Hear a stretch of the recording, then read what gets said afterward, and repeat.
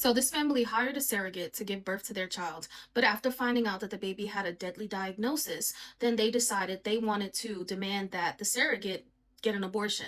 She refused. She didn't get the abortion. She carried the baby to full term. The baby was born and is now undergoing like special procedures for some heart condition. Y'all take a look at this because this is a crazy story, and I'm really wondering what would people do in this situation, being that the parents demanded that she get an abortion and she decided not to. It's giving, oh, well, I didn't want the kid, but now that you're fixing the kid, I want the kid back. And in Texas, a story that is garnering a lot of headlines. A couple surrogate is now fighting for custody of the baby boy she carried, arguing she should be given parental rights instead of the biological parents who are also fighting for him. Ryan Chandler explains what led to this legal battle.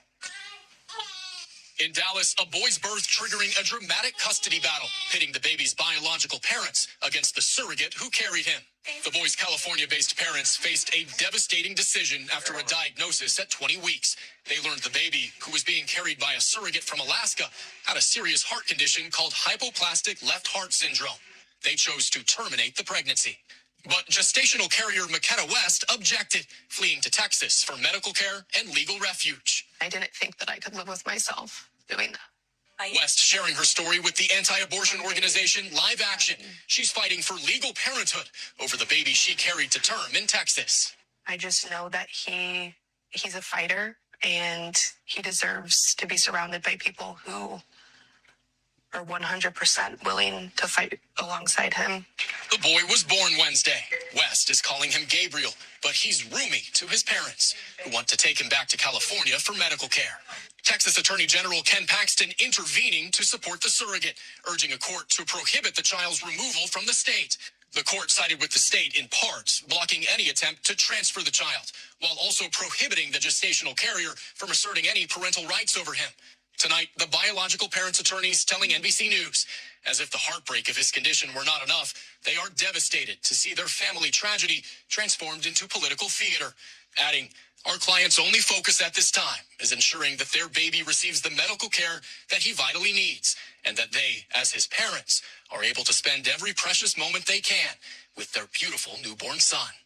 Ryan Chandler, NBC News, Dallas. Like, I see that a lot of people have mixed feelings about this, but personally, my opinion, I feel that first of all, the gestational carrier thing it's so irritating. Now, like they said in that, what was written on top of that video, that was a mother who was fighting for her baby. And I get it, she's just a surrogate, but she fought for that baby when the parents were ready to discard it so quickly over a diagnosis. And it upsets me because it's like, now what if she would have went through with the demand of getting an abortion?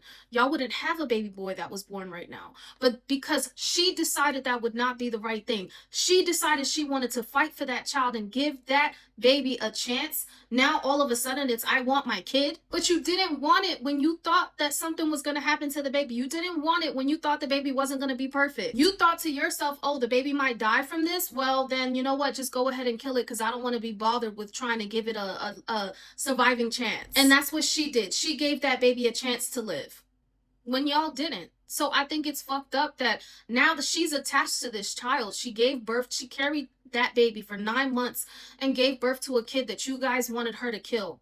I wouldn't want to give that kid to y'all either. Because first of all, surrogacy is not cheap. It costs hundreds of thousands of dollars to get a surrogate to carry your child, paying for them, paying for their medical bills, paying for all types of shit. So you can't tell me that, oh, the parents probably couldn't afford the medical bills for the baby. Yeah, I highly doubt that. I think it's a messed up situation. Do you think the parents should have their baby back, or should the baby stay with the surrogate?